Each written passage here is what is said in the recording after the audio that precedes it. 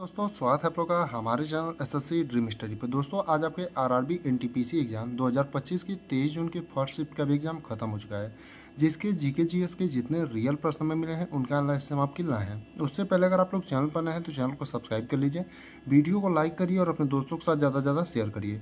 और डिस्क्रिप्शन में हमने टेलीग्राम चैनल का लिंक दे रखा है, उसको जा करके ज्वाइन कर लीजिए, जहाँ पर इसका PDF आपको मिल जाएगा। तो आइए देखते हैं आज आपके 23 जून की फर्स्ट शिफ्ट में कैसे कैसे क्वेश्चन पूछे गए थे दोस्तों। तो पहला क्वेश्चन पूछा था, हर्षवर्धन के शासन के दौरान किस चीनी यात्री ने भारत का दौरा किया। यानी जो है हर्षवर्धन के शासन के दौरान किस चीनी यात्री ने जो है भारत का दौरा किया था, ये क्वेश्चन आपका पूछा था दोस्तों। तो इसका जो आपका सही उत्तर हो जाएगा हेनसांग। यानी हेनसांग ने जो है हर्षवर्धन के शासन के दौरान भारत का दौरा किया था। यानी आपके जिस भी ऑप्शन में दोस्तों हेनसांग दिया रहा होगा वही आपका सही उत्तर हो जाएगा। बाकी चलते हैं अपने अगले प्रश्न पर, दूसरा वाला। तो पूछा था G20 सम्मेलन 2024 किस देश में आयोजित हुआ। यानी कि 2024 का आपका करंट अफेयर पूछा जा रहा है। तो G20 सम्मेलन 2024 किस देश में आयोजित किया गया था। तो आपका ब्राजील के रियो डी जेनेरिया शहर में। यानी आपका जो सही उत्तर अगर शहर दी पूछा होगा तो रियो डी जेनेरिया हो जाएगा। अगर आपका देश पूछा होगा तो ब्राजील हो जाएगा। आप लोग देख लीजिएगा कि आपके ऑप्शन में दिया क्या था। बाकी आपका देश ही पूछा था, जिस बच्चे ने बताया कि G20 सम्मेलन 2024 किस देश में आयोजित हुआ था, ये क्वेश्चन पूछा था। तो इसका जो आपका सही उत्तर हो जाएगा आपका ब्राजील हो जाएगा। बाकी अगले प्रश्न पर जाने से पहले दोस्तों आपसे कहना चाहेंगे कि अभी तक अगर आप लोगों ने चैनल को सब्सक्राइब नहीं किया तो चैनल को सब्सक्राइब कर लीजिए, क्योंकि यहाँ पर जो है आपको हर एग्जाम का एनालिसिस लेकर के नोटिफिकेशन, एग्जाम डेट या फिर कट ऑफ रिलेटेड हर एक जानकारी दी जाती है। और डिस्क्रिप्शन में अपने टेलीग्राम चैनल का लिंक दे रखा है, उसको जाकर के ज्वाइन कर लीजिए। वहाँ पर आपको प्रीवियस ईयर के पेपर और कुछ जो एनालिसिस कराए जाते हैं उनके PDF भी प्रोवाइड कराए जाते हैं। तो आइए देखते हैं अपने अगले प्रश्न को, यानी तीसरे नंबर को। तो पूछा था कि निम्न में से कौन सी नदी घाटी विश्व में सबसे अधिक आबादी वाली है। यानी कि निम्नलिखित में से आपके ऑप्शन दिए थे 4 और पूछा था निम्न में से कौन सी नदी घाटी जो है विश्व में सबसे अधिक आबादी वाली है। तो आपका जो सही उत्तर हो जाएगा गंगा घाटी हो जाएगा। यानी आपके जिस भी ऑप्शन में गंगा घाटी दिया रहा होगा दोस्तों वही आपका सही उत्तर हो जाएगा।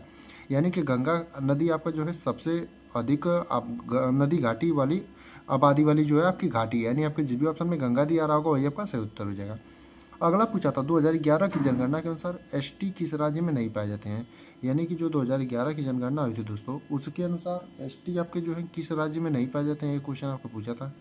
तो 2011 की जनगणना के अनुसार जो एसटी है दोस्तों आपको पंजाब और हरियाणा में नहीं पाई जाती है। बाकी आप लोग कमेंट करके बताइएगा कि आपके ऑप्शन क्या क्या दिए थे, क्योंकि इसमें ऑप्शनल बेस्ड क्वेश्चन है। कई राज्य ऐसे हैं जहाँ पर एसटी नहीं पाए जाते हैं, तो आप लोग बताइएगा। बाकी पंजाब और हरियाणा अगर आपके ऑप्शन में दिया होगा, दोनों में से कोई एक दिया होगा तो आपका, क्योंकि कोई एक ही देगा, दोनों राज्यों में नहीं पाई जाती हैं, तो पंजाब या हरियाणा में से कोई आपका उम्मीद करते हैं दिया होगा। बाकी आप लोग कमेंट करके बताइएगा एग्जैक्ट दिया क्या था। अगला क्वेश्चन पूछा था कुतुब मीनार किस शैली में बना है। यानी कि आपका जो कुतुब मीनार है दोस्तों किस शैली में बना हुआ है, ये क्वेश्चन आपका पूछा था। तो जो कुतुब मीनार है दोस्तों आपका इंडो इस्लामिक शैली में बना है। यानी आपका जो सही उत्तर हो जाएगा कि कुतुब मीनार किस शैली में बना हुआ है, तो इंडो इस्लामिक शैली में। यानी आपके जिस भी ऑप्शन में इंडो इस्लामिक शैली दिया रहा होगा दोस्तों वही आपका सही उत्तर हो जाएगा। इसका निर्माण जो है कुतुबुद्दीन ऐबक ने सर्वप्रथम करवाया था, और कुछ काम इसमें बच गए थे जिनको आपका इल्तुतमिश ने करवाया था, उसके बाद बलबन ने करवाया था। यानी कि कुतुब मीनार किस शैली में बनाया था, आपका इंडो इस्लामिक शैली में है।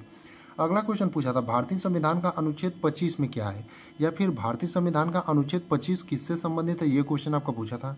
तो इसका जो आपका सही उत्तर हो जाएगा दोस्तों धर्म के स्वतंत्र पेशे, आचरण और प्रचार की अंतरात्मा की स्वतंत्रता। यानी कि आपका अनुच्छेद 25 जो है धर्म के स्वतंत्र पेशे, आचरण और प्रचार की अंतरात्मा की स्वतंत्रता से संबंधित है। यानी आपके जिस भी ऑप्शन में ये दिया होगा धर्म से स्वतंत्रता, या आपको आधा भी दे सकता है, सिर्फ इतना दिया होगा धर्म के स्वतंत्र पेशे या फिर प्रचार की अंतरात्मा की स्वतंत्रता, आधा भी दिया होगा या फिर पूरा दिया होगा तो आपका पूरा सही हो जाएगा। अगला प्रश्न पूछा था भारतीय संविधान में अनुच्छेद 323 में क्या है, या फिर भारतीय संविधान का अनुच्छेद 323 किससे संबंधित है। तो आपका जो सही उत्तर हो जाएगा दोस्तों लोक सेवा आयोग की रिपोर्ट से संबंधित है। यानी आपके जिस भी ऑप्शन में लोक सेवा आयोग की रिपोर्ट दिया रहा होगा दोस्तों वही आपका सही उत्तर हो जाएगा। यानी कि भारतीय संविधान का अनुच्छेद 323 जो है आपका लोक सेवा आयोग की रिपोर्ट से संबंधित है। बाकी अगले प्रश्न पर चलते हैं। तो आपका दिया था शुंग वंश के बाद किस राजवंश ने मगध पर शासन किया। यानी कि जो है शुंग वंश के बाद किस राजवंश ने जो है मगध पर शासन किया था, तो आपका कर्ण वंश। यानी आपके जिस भी ऑप्शन में कर्ण वंश दिया रहा होगा दोस्तों वही आपका सही उत्तर हो जाएगा। बाकी इतने ही प्रश्न हमें मिल पाए थे दोस्तों जिनका हमने आपको एनालिसिस करा दिया। बाकी कुछ टॉपिक बता देते हैं आपको कहाँ कहाँ से आज की फर्स्ट शिफ्ट में क्वेश्चन पूछे गए थे। तो आपका मौर्य काल से क्वेश्चन पूछा था, और आपका किसी बच्चे ने बताया कि आई थिंक पाँचवां जो आपका अनुच्छेद है इससे भी प्रश्न पूछा था, और आपका MS वर्ड, MS एक्सेल इससे प्रश्न पूछे जा रहे हैं। तो इन सभी टॉपिकों को आप लोग, जिनका एक आध दो दिन पेपर बचा है, वो लोग तैयार कर लीजिए।